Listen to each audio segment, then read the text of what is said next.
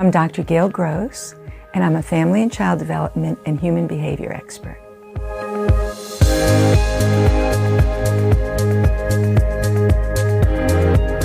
The first thing to do, and the best thing you can do, is change their environment.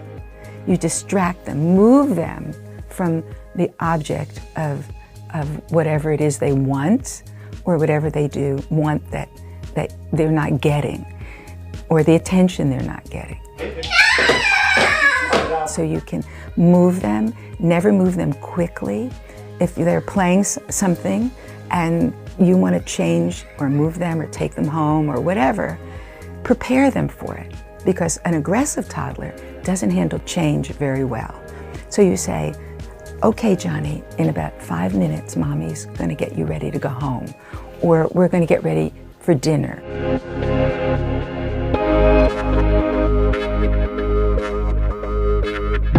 Yes, but they don't work if you abandon your child. That's how they feel.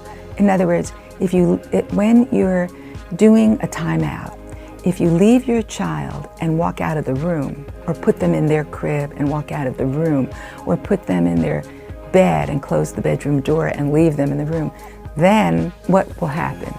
They cry, they may have an escalation of temper because they feel isolated from you.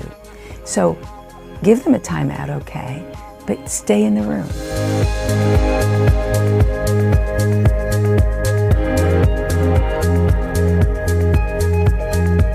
You never fit exactly into the cubbyhole of stage 1, stage 2. So parents have to feel comfortable with their children, know their children. My child, my youngest child, was a late talker, and he turned out to be gifted. But he was a late talker because he was thinking in sentences rather than words, and therefore he couldn't speak the sentences he was thinking of, and so it slowed down his speech. Children that are multilingual have slower speech because they're translating. So at the end of the day, we have to know our child. We have to watch their development. We have to read the charts and see the general area of development and what to expect. And then, if we're concerned, we remediate. We go to a professional who can help us, and then we go to a speech therapist who can help us. And first we have to see if there's a hearing problem or a neurological problem. So there's a time and place for checking things out.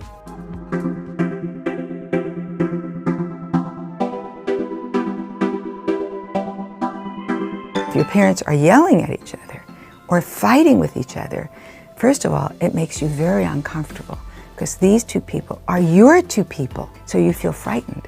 It's challenging your stasis, your sense of self. Now, if it's repetitive, you're overproducing stress hormones, including cortisol, and that's affecting your brain development and your impulse control. But also, we are social learners. We're little primates, really, and we learn through imitation, plus our experiences. So now, if our parents are yelling, what do we find our babies doing? What do? You start yelling. And if they're fighting, you start fighting.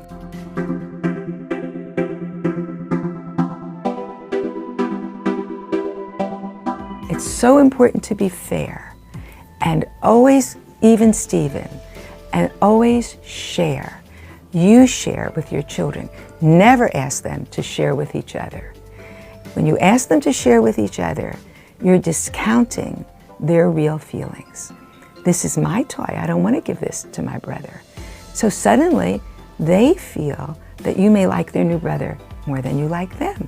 Or you're taking away their power, their sense of control.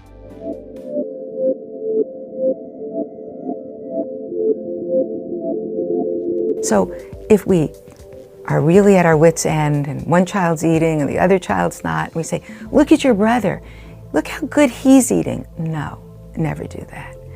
If your child falls down and hurts his knee and you say, look at your sister, she never cries when she hurts herself. Look what a big girl she is. No.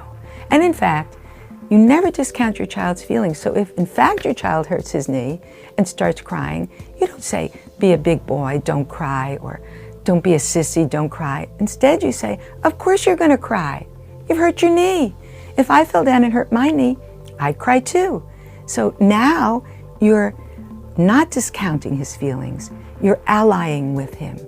You're taking his feelings into account rather than discounting. This is how we help our children develop good self-esteem, and this is how we tamp down sibling rivalry.